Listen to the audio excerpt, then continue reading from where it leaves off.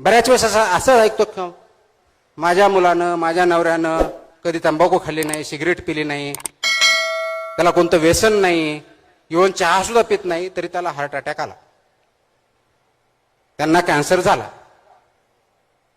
आणि याच्यावर उत्तर हेच असतं की याचं काही कारण सांगता येत नाही.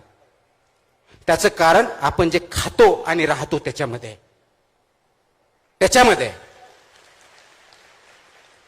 हे जनरली मला माहित होतं, पण ह्या पदावर आल्यानंतर जरा जास्तच माहीत झालं की दुधापासून, वड्यापासून, बाजरीपासून, तेलापर्यंत असा एकही पदार्थ नाही की त्याच्यामध्ये भेसळ आढळत नाही. आणि आपण काय म्हणतो, हॉटेलमध्ये गेलो, अरे मला चांगलं जेवण दे, स्पायसी दे.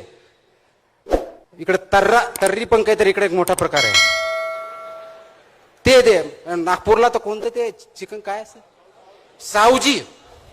म्हणजे सावजी जर माझ्यासारख्या माणसांना खत करून 1 महिन्यात हॉस्पिटलमध्ये जाईल अशी परिस्थिती आहे. ते आपण खातो. म्हणजे काय, ऑइली, फॅटी, सॉल्टी, शुगरी.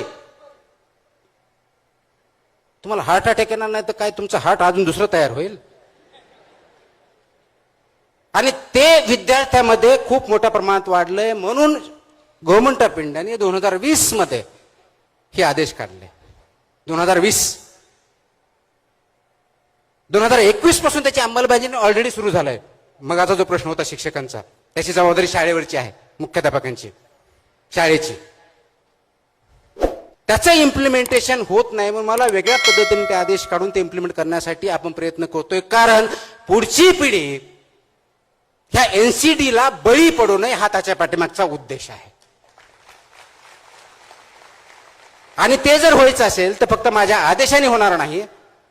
त्याच्यामध्ये शाळा लागतील, पालक लागतील, आमचं डिपार्टमेंट लागेल, एज्युकेशन डिपार्टमेंट लागेल, सगळ्यांनी मिळून करायचंय. म्हणून आता हे बरेच जण म्हणतात माझी मुलंच ऐकत नाही, मुलांना नाही म्हणलं तर ते खातच राहतात. आता तुम्ही टीव्ही बघत कोल्ड्रिंक पित राहणार आणि मुलाला सांगणार की तू कोल्ड्रिंक पिऊ नको.